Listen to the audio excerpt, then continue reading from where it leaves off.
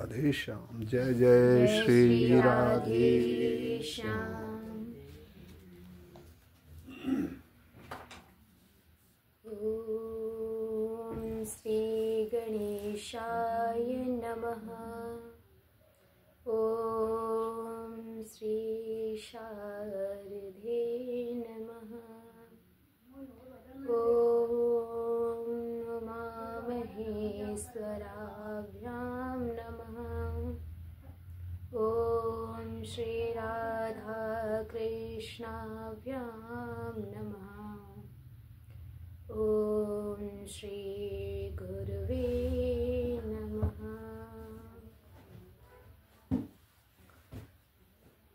वर्णानामर्थसंज्ञानां रसानां छन्दसामपि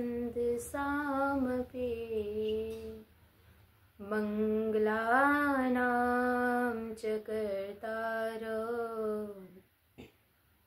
वन्दे वाणी विनायको। वन्दे वाणी विनायको। नमः परमहंसा स्वादित चरण कमल चिन्मकरन्दाय भक्तजन मानस निवासाय श्रीरामचन्द्राय।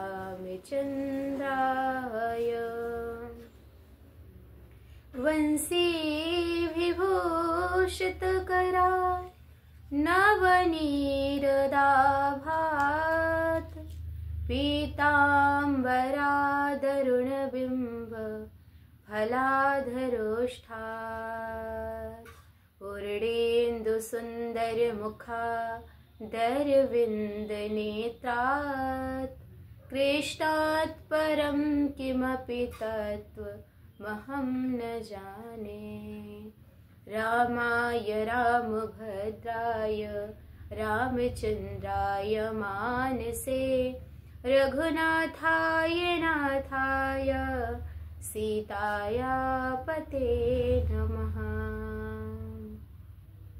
कृष्णाय वासुदेवाय हरे परमात्मने प्रणतः क्लेशनाशाय गोविन्दाय नमो नमः। गोविन्दाय नमो नमः।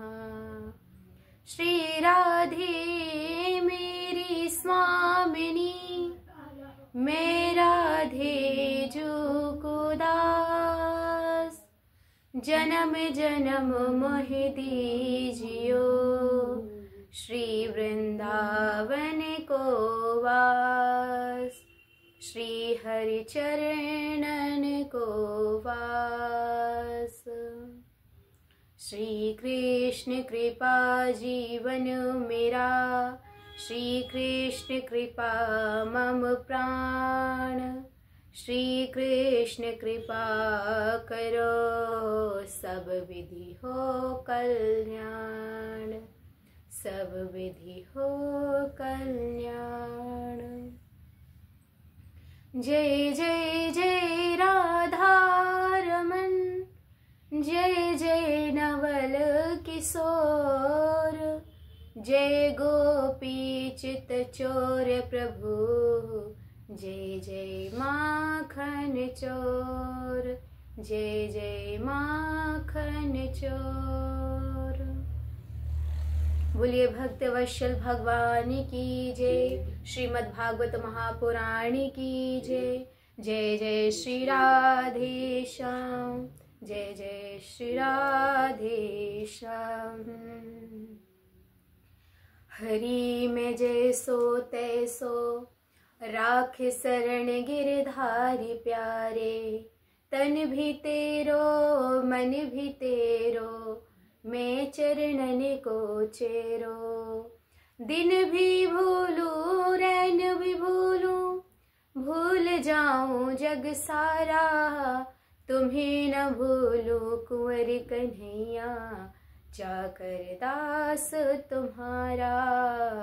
चाकर दास तुम्हारा। बोले भक्त वत्सल भगवान की जय। श्री राधा रानी सरकार की जय। जय जय श्री राधे श्याम। जय श्री राधे श्याम। कृष्ण कृपा बरसे घनवारी, भक्ति प्रेम की सरसे क्यारी। कृष्ण कृपा सब दुख नसावन, होवे तन मन जीवन पावन। कृष्ण कृपा आत्म की भूख, विषय वासना जावे सोख। कृष्ण कृपा ते चिंता नाही, कृष्ण कृपा ही सच्चा साई। कृष्ण कृपा ही सच्चा साई। होय न अनर्थ न जीव का, कृष्ण कृपा जो पास। रहे हर पल हर क्षण मुझे, श्री कृष्ण कृपा की आस। रहे हर पल हर क्षण मुझे, श्री कृष्ण कृपा की आस। बोलो कृष्ण कृपा बिहारी जी महाराज की जय। श्री राधा रानी सरकार की जय। जय जय श्री राधे श्याम। आकर करुणा वर्णालय भक्तवांछा कल्पतरु श्री त्रिधुत विनिंदित पीताम्बरधारी श्री बालकृष्ण लाल की सुंदर वांगमयी प्रतिमूर्ति श्रीमद् भागवत महापुराण साक्षात श्री कृष्ण स्वरूप है।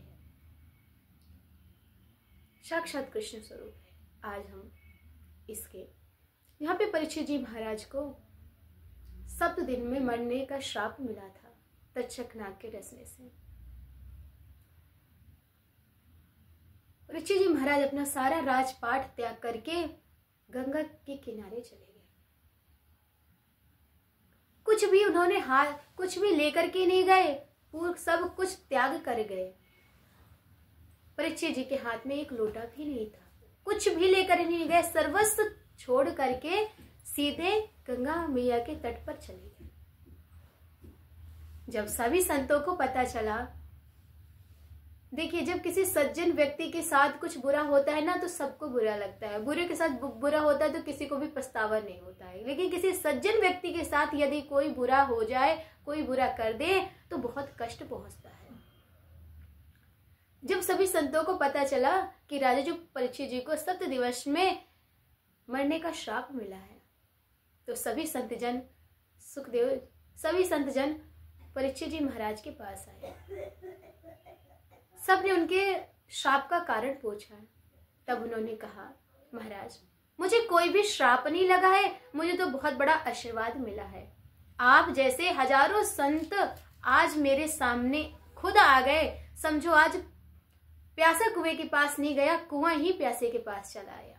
आप सब संतों के तो दर्शन ही अति दुर्लभ है। आप सभी संतों के तो मुख का दर्शन हो जाए, चरण स्पर्श हो जाए, इससे ही सारे दुख का निवारण हो जाता है। महाराज मुझे कोई भी श्राप नहीं मिला है, मुझे तो आशीर्वाद मिला है।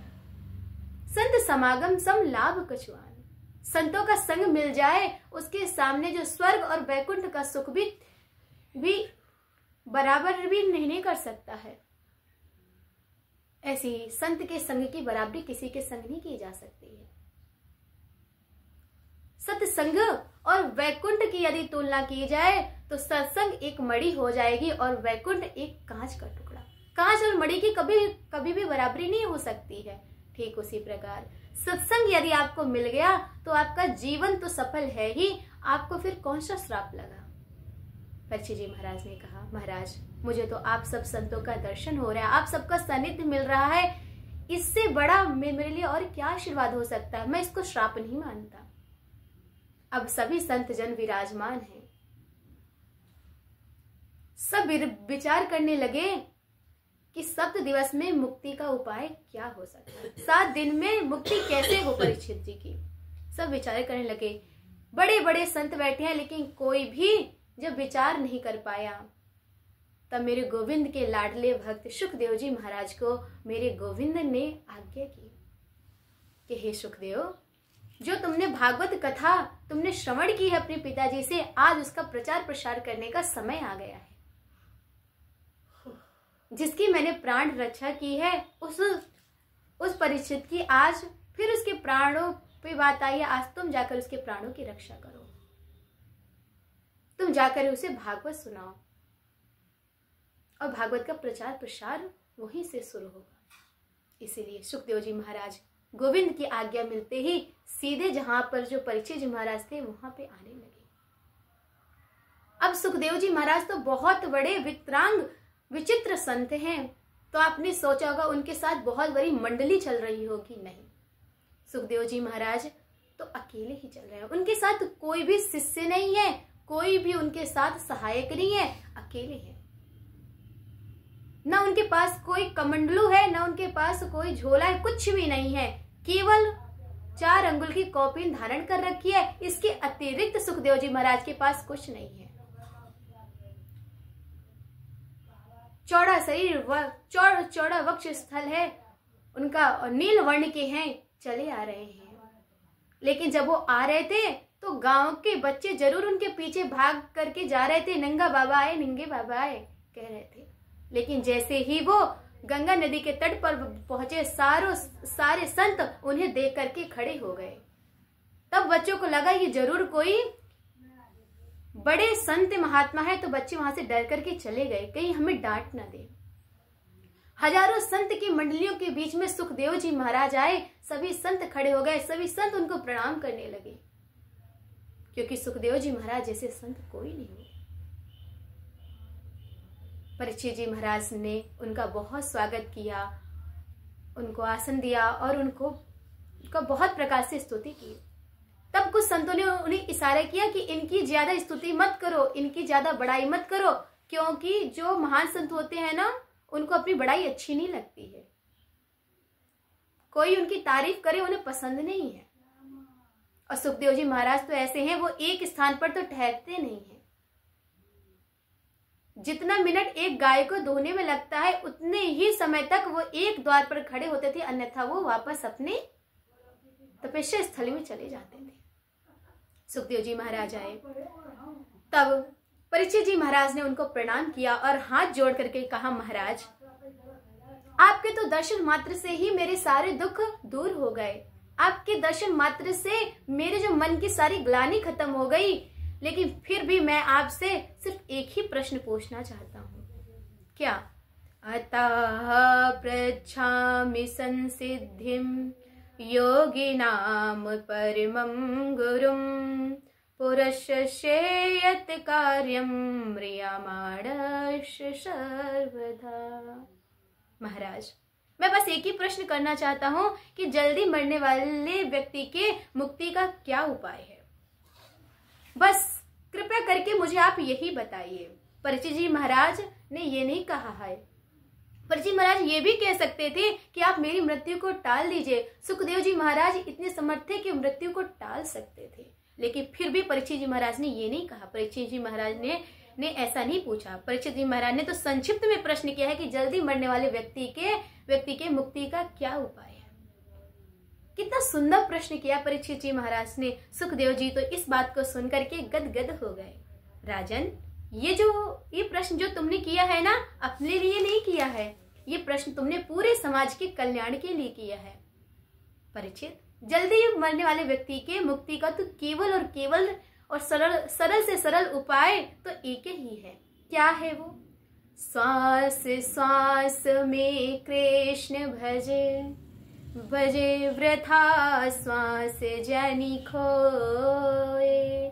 सांस सांस में कृष्ण का स्मरण, हर सांस में, एक भी सांस हमारी व्यर्थ में ना जाए। श्वास श्वास में कृष्ण भजे वृथा श्वास जनि खोए। ना जाने या श्वास की फिर आवन होए न होए।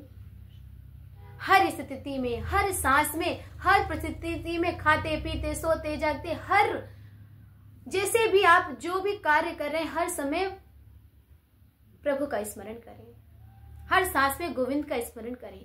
क्या पता फिर ये जीवन कभी मिले ना मिले, क्या पता जो सांस चली गई, क्या वो सांस हम वापस ले पाएंगे कि नहीं। इसलिए हर सांस में मेरे गोविंद का स्मरण कीजिए, हर सांस में राधा रानी का स्मरण कीजिए। एक भी मिनट हमारा जीवन का व्यर्थ ना चला जाए। लेकिन अब आप कहेंगे यदि हम भजन ही करते रहेंगे तो लेकिन ये तो कर्म प्रधान भूमि है, तो हम कर्म कब करेंगे? तो देखिए, ये नहीं बोला गया है कि आप सब कुछ छोड़ करके आप सिर्फ भजन करने ही बैठ जाएं, माला झोली ही लेकर बैठ जाएं, ऐसा किसी ग्रंथ में नहीं लिखा है। आप खूब जो कर्म कीजिए, लेकिन मन तो सिर्फ गोविंद के चरणों में बांध दीजिए। कर से कर्म करो विधि नाना, मन राख्यो जहां कृपा निधाना। मन को तो सिर्फ गोविंद के चरणों में लगा दो। मन का संसार में कोई काम नहीं है। यदि संसार में काम है तो आपके दिमाग का और आपके हाथ का, इससे अधिक आपके मन का संसार में कोई काम नहीं है। और इसलिए अपने हृदय और मन को गोविंद को समर्पित कर दो, वही इसके लायक है। इससे अधिक संसार को या यदि आप मन में और दिल में रख रहे हैं तो केवल आप भ्रम में हैं और आपको एक न एक दिन सिर्फ दुखी मिल रहा है। इससे अधिक आपको कभी भी कुछ नहीं मिलना। यदि आप संसार से प्रेम की अपेक्षा करते हैं तो आपको वो कभी नहीं मिलने वाला। प्रेम, आनंद और सुख तो केवल मेरे गोविंद में है, और वो आपको संसार में कैसे मिल सकता है? जिसके पास होगा वही आपको दे सकता है, सब कोई आपको नहीं दे सकता है, क्योंकि ये गोविंद की माया है।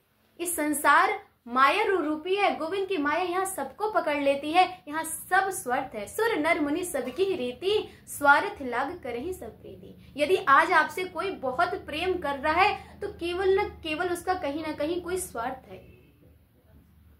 बिना स्वार्थ के कोई किसी से प्रेम नहीं करता है, स्वयं भागवत जी में लिखा हुआ है। इसीलिए अपने मन के भ्रम को हटाइए। इसलिए शरीर से आप सारे कर्म करिए, अपने जो परिवार को चलाइए, जो पूजा करिए, नौकरी चाकरी सब करिए, लेकिन मन को तो सिर्फ गोविंद के चरणों में लगा दीजिए। परीक्षित जी महाराज ने कहा, महाराज मन तो बड़ा चंचल है, मन को वश में कैसे करें? मन को गोविंद के चरणों में कैसे लगाएं? ये जो मन है ना, ये तो तितलियों की तरह भागता है, क्या करें महाराज? तब उन्होंने कहा, यदि मन को वश में करना है तो 4 बातों का ध्यान रखो। वो 4 बातें क्या हैं? जितासनो जित श्वासो जित संघो जितेन्द्रिय, स्थूले भगवतो रूपे मनः संधार्य धर्या। मन को जीतना है तो सबसे पहले आसन को जीतो। एक आसन पे बहुत देर से देर बैठ करके प्रभु का ध्यान करो। जितनी देर आप एक आसन में बैठ सकते हो उतनी देर बैठने का प्रयास करो। पहले आसन को जीतो। जिता श्वासो, प्रातः जल्दी उठना चाहिए। ब्रह्म मुहूर्त में व्यक्ति को उठ जाना चाहिए। देर तक सोना अपराध है।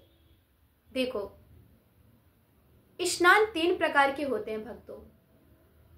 ब्रह्म मुहूर्त में स्नान करना उसे ऋषि स्नान कहते हैं। सूर्योदय से पहले स्नान करना मनुष्य स्नान कहते हैं, और सूर्योदय के बाद जो स्नान करते हैं उसे राक्षस स्नान करते हैं। तो अब आप कल्पना कर सकते हैं, आप विचार करें कि आप सब कौन कौन सा स्नान करते हैं। ऋषि स्नान करते हैं, मनुष्य स्नान करते हैं, या राक्षस स्नान करते हैं। आपको अपने आचरण स्वयं वैसे ही पता लग जाएंगे। यदि आप ब्रह्म मुहूर्त में स्नान करते हैं तो अवश्य ही आपके विचार भी वैसे ही होंगे, और यदि आप मनुष्य स्नान करते हैं तो भी आपके विचार वैसे होंगे, और यदि आप राक्षस स्नान करते हैं तो आपका व्यवहार में कहीं ना कहीं राक्षस प्रवृत्ति अवश्य पाई जाएगी, कहीं ना कहीं। क्योंकि जैसा आप कर्म करेंगे वैसा ही आपका स्वभाव बन जाता है, और वही स्वभाव आपके जीवन में परिवर्तन लाता है। जैसा आपका स्वभाव होगा आपका जीवन वैसा ही होगा। इसलिए पहले अपने क्रिया को भी समझ के चलना पड़ेगा, क्योंकि क्रिया से ही हमारी शरीर का हम पोषण करते हैं, शरीर को स्वस्थ रखते हैं। यदि हमारी क्रिया ही नहीं सही रहेगी तो हमारा शरीर भी सही नहीं रहेगा, और यदि हमारा शरीर नहीं सही रहेगा तो ये भजन कीर्तन कर्म कुछ भी हमसे होने वाला नहीं है। ये शरीर ही तो सबसे बड़ा साधन है हमारे लिए। यदि ये नहीं रहेगा तो ना तो हमारा भजन होना है, ना हमसे कुछ होना है। हमारा मानसिक संतुलन ही नहीं सही रहेगा, हमारे अंदर आलस्य रहेगा। इसीलिए सब पहले अपने क्रिया को हमें सही से करना चाहिए। अपनी समय सरणी सही रखनी चाहिए, जिससे हमारा स्वास्थ्य सही रहे। सही समय पर खाना खाइए, सही समय पर उठिए, सही समय पर विश्राम कीजिए, सही समय पर काम कीजिए। अपने सब कुछ एक समय सरणी होनी चाहिए अपने जीवन की। इससे ही जीवन आदर्श बनता है। इसलिए अब तो लोग कहाँ सूर्योदय से पहले उठते हैं। अब तो जब सूर्य की किरणें आंखों पे पड़ने लगती हैं उसके बाद ही बिस्तर से निकलते हैं। और बिस्तर से उठने से पहले ही लोगों को चाय चाहिए। पहले शास्त्रों में लिखा हुआ था कराग्रे वस्ते लक्ष्मी कर मध्य सरस्वती कर मूले स्थो ब्रह्मा प्रभाते कर दर्शनम। लेकिन अब तो प्रभाते कफ दर्शनम हो गया है। जब तक चाय का एक प्याला अंदर नहीं जाएगा हमारी तो नींद ही नहीं खुलनी है। सूर्य महाराज चाहे हमारे सिर पे कितने ही आ जाएं, इसलिए स्नान इत्यादि से निवृत्त होकर के प्राणायाम करें। प्राणायाम करने से ब्रह्मरंध्र की शुद्धि होती है। हमें प्राणायाम करना चाहिए रोज सवेरे उठ करके। और जो प्राणायाम करते हैं ना परीक्षित, उन्हें हम प्रणाम करते हैं। और जीत संघो, संघ को जीतो। हमेशा हमें अच्छे लोगों का संग करना चाहिए। ऐसा नहीं बुरे इंसानों को आप कहो नहीं हम तुम्हारे साथ नहीं रहेंगे, बुरे हो, नहीं। हर रास्ता होता है, आप वहां से निकल जाइए। उनसे ज्यादा व्यवहार ही ना रखें, लेकिन उनको आप घृणा से भी निगाह से ना देखें। उनसे आप दुर्व्यवहार भी ना करें और उनसे आप व्यवहार भी ना रखें, क्योंकि रहना तो आपको इसी समाज में है, अच्छे बुरों के समाज में ही। तो अच्छे इंसानों से मिलके बुरे इंसानों से बच के निकलने का कला आनी चाहिए। सामने वाले को पता भी ना लगे और अपना बच के भी निकलो, क्योंकि जब तक संग अच्छा नहीं होगा तो फिर हमारी रंगत भी वैसी हो जाएगी। अगर हमारा संग बुरा है तो कभी ना कभी हम भी बुरे हो ही जाएंगे, ये निश्चित है। क्योंकि जिनका हम संग करते हैं उनका आचरण भी हमारे ऊपर आता है, हम उनके आचरण को भी कॉपी करते हैं। इसलिए कहते हैं अच्छे इंसान को अपना आइडल बनाओ, अच्छे इंसानों की तरह बनने की कोशिश करो। हम जैसे हैं ठीक हैं, लेकिन अपने आप में कुछ ना कुछ पॉइंट हमें ऐड करते रहने चाहिए। हमें कुछ क्वालिटी है तो सामने वाले में भी कुछ क्वालिटी हो सकती है। इसीलिए अच्छे इंसानों का संग करो, उनके आचरण आपके स्वभाव पे मैच करेंगे। अपने से रखो कि मैं अच्छी हूं, मुझे भी अच्छे इंसानों का ही संग करना है, बुरे का संग नहीं करना है, लेकिन बुरे को बुरा कहना भी नहीं है। इसीलिए बच के निकलिए वहां से। इसलिए संग अच्छा रखें, जैसी संगत होगी वैसी ही आपकी रंगत होगी। क्योंकि यदि आप बहुत अच्छे हैं, यदि आप बुरे के साथ खड़े हैं तो सामने वाला व्यक्ति आपको बुरा ही समझेगा, आप कितने भी अच्छे हों। यदि आप बुरे के साथ खड़े हैं तो आपको बुरा ही माना जाएगा, और यदि आप बुरे भी हैं, यदि आप अच्छे के साथ खड़े हैं तो आपकी गिनती अच्छे में ही होगी, बुरे में नहीं होगी। इसीलिए संग बहुत महत्व देता है। आपकी संगत कैसी है, आपका साथ किस लोगों के साथ साथ है, ये बहुत मायने रखता है। इसीलिए अच्छे इंसानों का संग करेंगे तो आपका जीवन भी अच्छा होगा और आपकी व्यवहार भी अच्छा होगा, और देखने सुनने में लोग भी नहीं कहेंगे कि आपने बुरे इंसानों का संग किया है। इसलिए अच्छे इंसानों का संग हमेशा करें। फिर जितेंद्रिय, जितनी इंद्रियों को जीतना, इंद्रियों को वश में करने का प्रयास करें। जो व्यक्ति अपनी इंद्रियों को वश में नहीं कर सकता ना, उसका जीवन कभी भी आदर्श नहीं बन सकता है। यदि आपकी इच्छा कर रही है मैं इस चीज को करूं, तो तुरंत मत करिए, थोड़ा अपनी इंद्रियों को रोक के करिए, नहीं। और जो बुरा है उसे तो करो ही मत, क्योंकि हमारे मन का आकर्षण जो होता है वो हमेशा बुरी चीजों में ज्यादा होता है।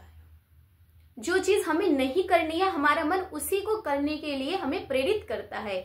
इसलिए मन को अपने मन की ज्यादा ना सुने। मन बहुत ज्यादा चंचल है, इसलिए मन को थोड़ा समझाने का प्रयास करें, उसे बहलाने का प्रयास करें, उसमें कूदने का प्रयास न करें।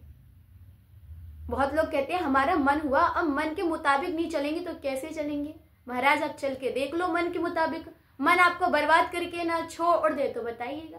क्योंकि ये मन है ना, ये हमेशा हमें बुरे कर्मों में ज्यादा जाने के लिए प्रेरित करता है, और जो हमारी अंतर आत्मा की आवाज होती है वो हमेशा हमें अच्छे कामों के लिए प्रेरित करती है।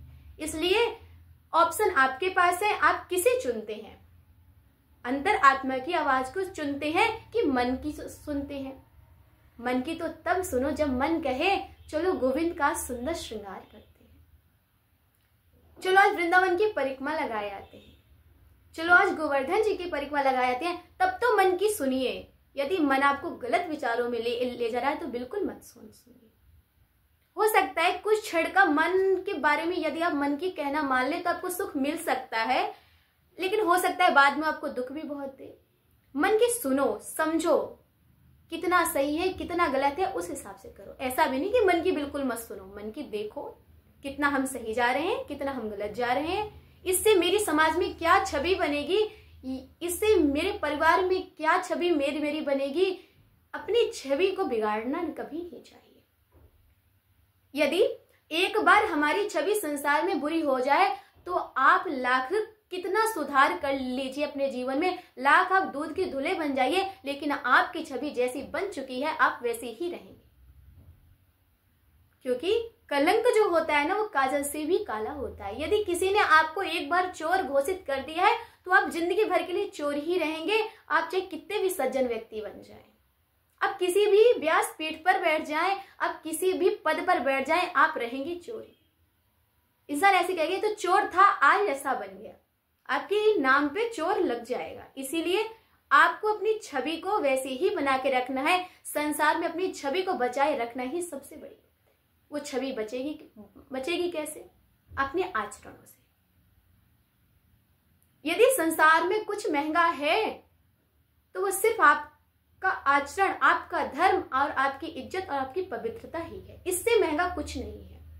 सब कुछ आपको वापस मिल जाएगा, लेकिन ये चीजें आपको कभी भी संसार से वापस नहीं मिल सकती हैं। एक बार चली गई सो चली गई, और यदि ये एक बार ये चली गई तो आप परिवार के नजरों में गिर जाएंगे, संसार की नजरों में गिर जाएंगे, और स्वयं आप खुद की नजरों में गिर जाएंगे। सबकी नजरों में गिरना थोड़ा आसान है, उठ सकते हैं, लेकिन यदि आप खुद के नजरों में गिर गए और भगवान की नजरों में गिर गए तो मुश्किल ही तुम उठ पाओगे, कभी नहीं उठ सकते हैं हम फिर।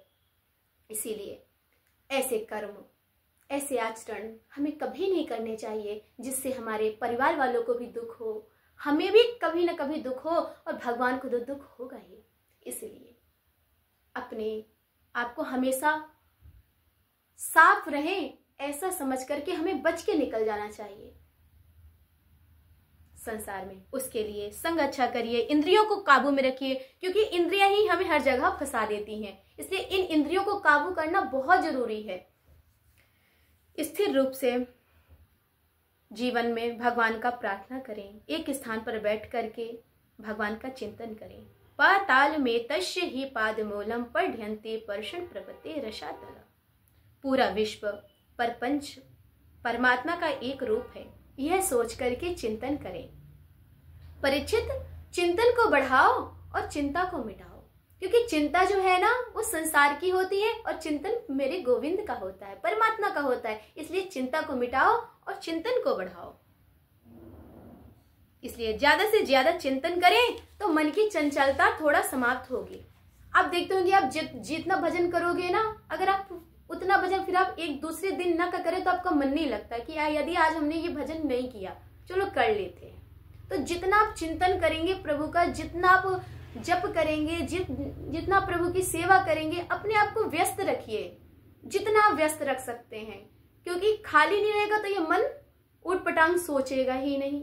इसलिए अपने आप को इतना व्यस्त रखिए। यदि आपके पास समय बहुत बच रहा है तो गोविंद जी को बैठा लीजिए, खूब उनसे बातें कीजिए।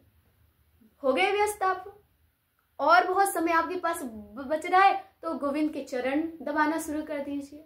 हो गया समय आपके पास, बहुत समय है, खूब बातें कीजिए, माता पिता की सेवा कीजिए, गोविंद की सेवा कीजिए। यदि आपके पास और ही खाली ही बैठे हैं आप तो गोवर्धन की वृंदावन की परिक्रमा ही लगाइए, लेकिन मन को खाली मत बैठने दीजिए। यदि आप खाली बैठ गए तो ये मन और ये आपका दिमाग आपको किसी ना किसी में उलझाते रहेंगे, क्योंकि खाली दिमाग जो होता है वो शैतान का होता है। इसलिए अपने आप को व्यस्त ही रखें कि आपका ये जो मन बहुत चंचल है ना, ये ज्यादा इधर उधर दौड़े ना। इसीलिए मन जितना गोविंद का चिंतन करेंगे आपका मन धीरे धीरे वैसे ही आपके वश में होता जाएगा, और मन की चंचलता थोड़ा थोड़ा समाप्त होना शुरू हो जाएगी। इसलिए मन को रखें। उसके बाद सुखदेव जी ने परमात्मा को प्रणाम किया, परमात्मा का चिंतन किया। परीक्षित महाराज ने कहा, राजन, सारी सृष्टि को परमात्मा कैसे बनाते हैं और आपने जो मुझे भगवत धर्म मुझे सुना रहे हैं, इस भागवत को सबसे पहले जो श्रीमन नारायण ने ब्रह्मा जी को कैसे किया, मुझे बताइए। सुखदेव जी महाराज ने कहा, राजन, सारी सृष्टि में पहले कुछ भी नहीं था, केवल परम ब्रह्म था। एक बार परम ब्रह्म ने सोचा मैं एक से अनेक हो जाऊं, इसलिए परम ब्रह्म ने सबसे पहले जल का निर्माण किया। संस्कृत में जल को नार कहते हैं, और नार में अयन करने का बनाया, मकान बनाया शेषनाग जी के द्वारा। अब जो जल में अयन करे, इसलिए उनका नाम पड़ गया नारायण। अब नारायण भगवान ने सोचा कि मैं अकेला हूं, एक से अनेक हो जाता हूं। तब श्रीमन नारायण के नाभि कमल से एक सुंदर कमल का पुष्प निकला, और उस पुष्प में से 4 मुख वाले ब्रह्मा जी का प्रगट्य हुआ। बोले ब्रह्मा जी महाराज की जय। ब्रह्मा जी महाराज को चारों तरफ सिर घुमा करके देखने की आवश्यकता नहीं थी। उनके 4 मुख थे, उन्होंने 10 दिशाओं में देखा तो उन्हें सब कुछ तो दिखाई दिया, लेकिन उन्हें यह पता नहीं लगा कि मैं कहां से आया। सिर्फ जल ही जल दिखाई दिया, मैं कहां से आया वो इतना पता नहीं लगा पाए। फिर वो कमल के दंतों में प्रवेश करके नीचे जाए ऊपर जाए, उन्होंने ऐसे 4-5 राउंड लगाए, लेकिन उन्हें ये पता नहीं लगा कि मैं कहां से आया। तब उन्हें आकाशवाणी हुई और उन्हें 2 वर्ण सुनाई दिए, ताप। तप करोगे तो जानोगे। सो ब्रह्मा जी ने तप किया। जब ब्रह्मा जी ने तप किया तो श्रीमन नारायण उनसे प्रसन्न हुए और उन्होंने कहा, जाओ, मैंने तुम्हें सृष्टि का विधाता बना दिया, जा करके सृष्टि का सृजन करो। ब्रह्मा जी ने कहा, महाराज, आपने मुझे सृष्टि का विधाता बना दिया, यहाँ पे कुछ थोड़ा मिल जाता है तो हमें अपने आप को ही विधाता मानने लग जाते हैं, हम अपने आप को ही संसार का सब कुछ मानने लग जाते हैं। आपने तो मुझे संसार का विधाता बना दिया। यदि मेरे अंदर अभिमान आ गया तो मैं क्या करूंगा? यदि मैं आपके बारे में जानूं तो शायद मेरे मन में अभिमान ना आए। यदि मैं इतना जानूं कि सारे संसार में आप ही हैं और आप ही का सब कुछ है, तो मेरे अंदर अभिमान नहीं आएगा। तो आप मुझे बताइए, आपकी सत्ता क्या है? तब श्रीमन नारायण ने चतुश्लोकी 4 मंत्रों में ब्रह्मा जी को पूरा वृत्तांत सुनाया। उसी जो 4 मंत्रों को हम चतुश्लोकी भागवत कहते हैं। 4 मंत्रों में ब्रह्मा जी को सारे भागवत का उपदेश दे दिया। परमात्मा श्री नारायण ने, ब्रह्मा जी ने सारी सृष्टि में केवल मैं था, सृष्टि बनने के बाद भी मैं रहता हूँ और सृष्टि बिगड़ने के बाद भी जो बचता है वो भी मैं ही हूँ। जो होने पर भी दिखाई नहीं देता और दिखाई देने पर भी जो होने का एहसास दिलाता, वो सिर्फ और सिर्फ मेरी माया समझो। कि पृथ्वी जल, तेज, वायु, आकाश, इन 5 तत्वों से बनती है। क्षिति जल पावक गगन समीरा, पंच रचित अति अधम शरीरा। इन्हीं 5 तत्वों से हम सब जीवों का निर्माण होता है। इन्हीं 5 तत्वों से कुत्ते बनते हैं, इन्हीं 5 तत्वों से बिल्ली बनती है और इन्हीं 5 तत्वों से हम मनुष्य बनते हैं। और ये 5 तत्व हमारे सृष्टि में भी हैं और ये 5 तत्व हमारे शरीर के अंदर भी हैं। जो शरीर के अंदर होने के बाद भी हमें दिखाई नहीं देते और जो सृष्टि में रहने के बाद भी हमें दिखाई नहीं देते, लेकिन है वे सब विद्यमान है, वो सिर्फ परमात्मा की माया है। इसीलिए परमात्मा ने कहा, जो व्यक्ति मुझे जानना चाहते हैं उनके लिए तो बस केवल इतना ही काफी है कि मैं केवल एक दिव्य आत्मा हूँ और जो होने पर भी नहीं दिखाई देता और दिखाई देने पर भी जो नहीं होता, वो सिर्फ केवल मैं ही हूँ। तब सुखदेव जी महाराज ने कहा, एक बात बताओ परीक्षित, तो भगवान जल्दी किसे मिलते हैं? परीक्षित महाराज ने कहा, भगवान उन्हें जल्दी मिलते होंगे जो 5 बार स्नान करते होंगे।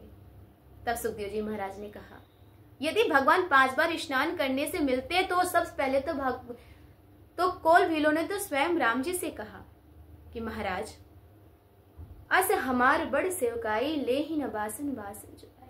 महाराज, यदि भगवान नहाने से ही मिलते तो मछली तो जल में ही रहती है, सबसे पहले भगवान तो उसे ही मिल जाने चाहिए थे। और जिन जो कोल भीलों को श्री राम जी ने अपने गले से लगाया है, वो जो कोल भील तो जाड़ों में 4-4 महीने नहाते ही नहीं है।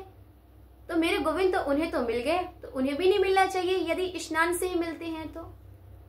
तब परीक्षित जी महाराज ने कहा, हो सकता है महाराज उम्र देखते हो, उम्र देख करके मिलते हो, ज्ञानी पुरुष को मिलते हो। तब सुखदेव जी महाराज ने कहा, बताओ परीक्षित, ध्रुव जी की क्या उम्र थी? 5 वर्ष में उन्हें भगवान मिल गए थे, और यदि भगवान ज्ञान से ही मिलते थे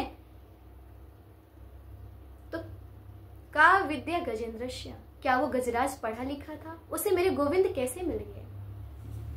यहां तक परीक्षित, उसने तो गोविंद बोला ही नहीं, उसने बस गो ही कहा कि मेरे प्रभु दौड़े हुए चले आए, बिंद तो वो कह ही नहीं पाया, तो उसको कैसे मिल गए?